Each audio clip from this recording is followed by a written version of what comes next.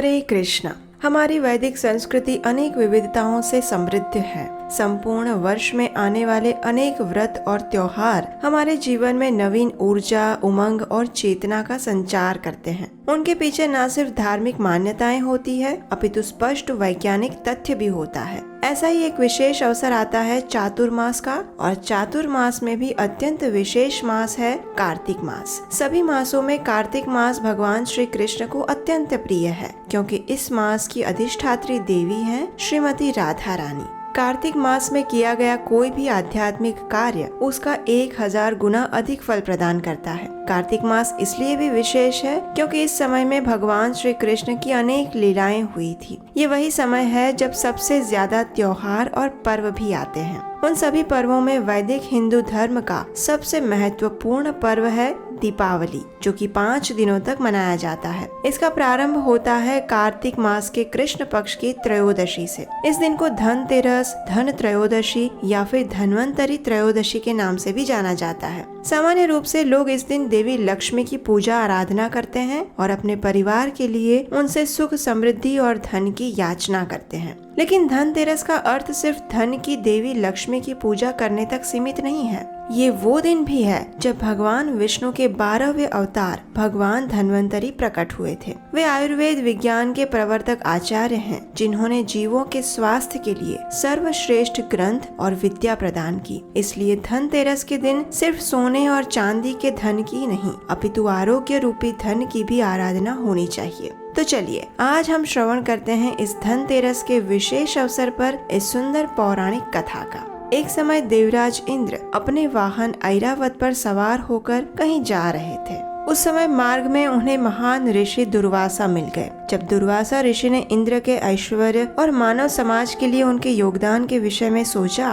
तो उनके प्रति सम्मान व्यक्त करने के लिए दुर्वासा मुनि ने अपने गले में पहने हुए भगवान को अर्पित एक फूलों का हार उपहार स्वरूप इंद्र को दिया। अब देखिए, जब सत्ता और संपत्ति आती है तो उसको सरल भाव से संभाल पाना भी इतना आसान नहीं होता। तो देवराज इंद्र से भी यही भूल हो गई। उन्होंने दुर्वासा मुनि से वो फूलों का हार ले तो लिया, लेकिन वो उसका उचित सम्मान नहीं कर पाए। उन्होंने उस हार को लेकर अपने हाथी ऐरावत की सूंड में पहना दिया। अब ऐरावत भी आखिर है तो पशु ही, उसे क्या पता था कि ये कौन सा हार है। तो उसने उस फूलों के हार को अपने पैरों के तले रोंदना शुरू कर दिया। ये देखकर दुर्वासा मुनि को अत्यंत क्रोध आ गया, और आप तो जानते ही हैं कि ऐसे क्रोध की अवस्था में वो क्या करते हैं। जी हाँ, दुर्वासा मुनि ने देवराज इंद्र और अन्य सभी देवताओं को श्राप दे दिया कि वे उसी क्षण श्रीहीन हो जाएं, उनका सारा यौवन, बल और शक्ति क्षीण हो जाए।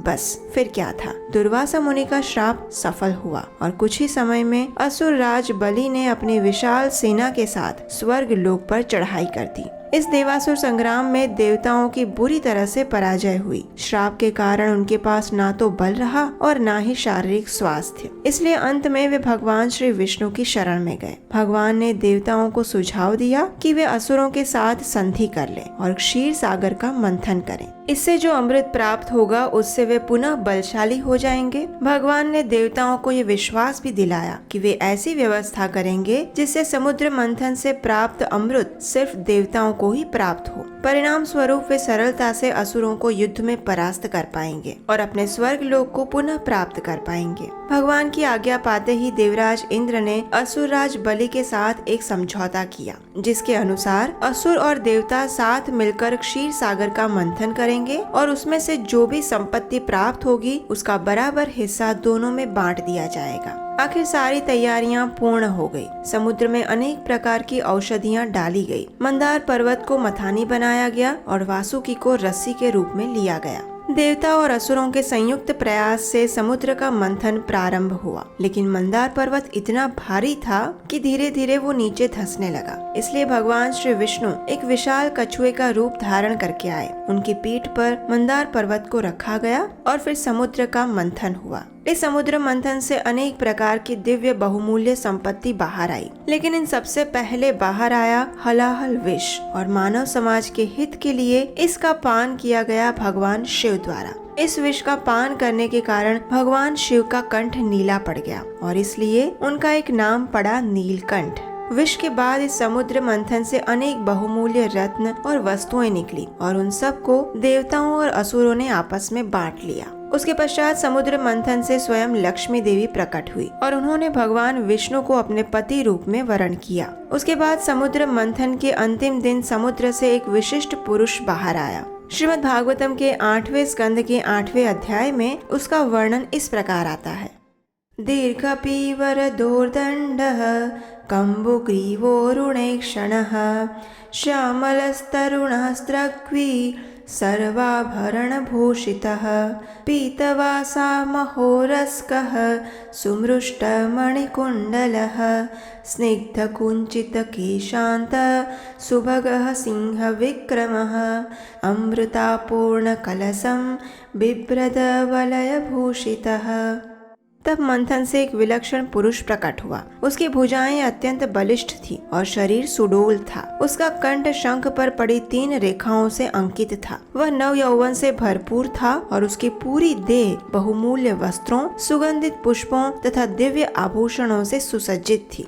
उसने पीले वस्त्र पहने थे और अपने हाथों में ऊपर तक भरा हुआ अमृत का एक स्वर्णिम कलश उठाया हुआ था और ये अन्य कोई नहीं अपितु स्वयं भगवान विष्णु के कला अवतार और आयुर्वेद के प्रवर्तक आचार्य धन्वंतरी देव थे। समुद्र मंथन से उनका प्राकट्य आज ही के दिन यानी धनतेरस के दिन हुआ था, इसलिए आज के दिन को धन्वंतरी त्रयोदशी के नाम से भी जाना जाता है। आज के दिन भगवान धन्वंतरी की पूजा आराधना करनी चाहिए, उन्हें दीप अर्पण करना चाहिए, उन्हें प्रणाम अर्पित करना चाहिए और उनके नामों का उच्चारण करना चाहिए। धन्वंतरी देव के विषय में श्रीमद् भागवतम के 9वें स्कंद के 17वें अध्याय में कहा गया है कि जो भी व्यक्ति भगवान धन्वंतरी का स्मरण मात्र भी करता है उसके समस्त रोग दूर हो जाते हैं। तो इस प्रकार धनतेरस के दिन लक्ष्मी जी और गणेश जी की पूजा करने के साथ साथ भगवान श्री हरि के पवित्र नामों का अधिक से अधिक जप करना चाहिए। श्रीमद् भागवतम से समुद्र मंथन लीला का श्रवण और पठन करना चाहिए और भगवान धन्वंतरी को दीपक अर्पण करना चाहिए। उनके लिए आप अपने घर के द्वार पर संध्या के समय घी या तिल के तेल का दीपक प्रज्वलित करके उत्तर दिशा की ओर मुख करके रख सकते हैं। इस दिन भगवान धन्वंतरी से प्रार्थना करनी चाहिए कि वे हमें स्वस्थ आरोग्य प्रदान करें, जिसके माध्यम से हम अपने जीवन के वास्तविक धन यानी भगवान की प्रेमा भक्ति को प्राप्त कर सकें।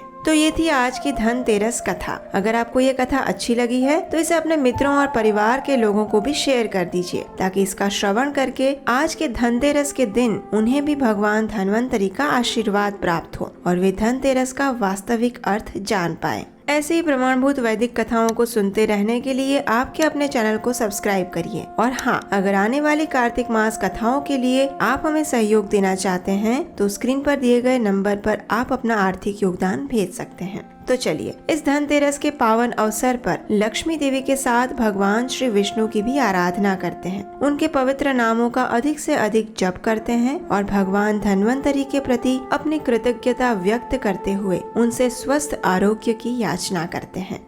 हरे कृष्णा।